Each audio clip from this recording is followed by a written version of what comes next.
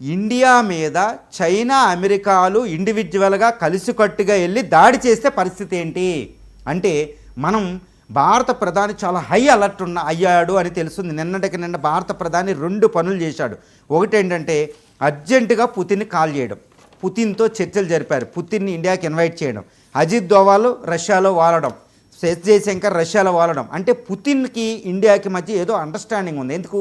China అనేది పుతిన్కి కూడా శత్రువే. 1969లో ఇందాక నేను చెప్పినట్టు యుఎస్ఎస్ఆర్ విచ్ఛిన్నం వెనకాల చైనా ఉంది.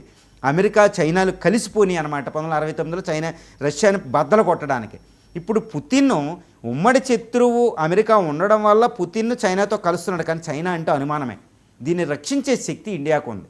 కాబట్టి ఇండియా రక్షణకి పుతిన్ వస్తున్నాడు అని తెలుస్తుంది. అందుకనే ఇండియా ఇబ్బందుల్లో ఉంది. టారిఫ్స్, ఇటు చైనా ఎత్తుగతల వల్ల వెంటనే మోడీ, మన భారత ప్రధాని చాలా హై అలర్ట్ అయ్యి ఇటు చైనా అమెరికాలు పన్నాగాలు కనిపెట్టి ఆయన ఏం చేస్తున్నాడు, మోడీకి పుతిన్కి ఫోన్ చేయడం జరిగింది, పుతిన్ని ఇక్కడ ఇన్వైట్ చేయడం జరిగింది, పుతిన్ ఇక్కడికి వస్తున్నారు, అజిత్ దోవాల్ అక్కడికి వెళ్ళారు.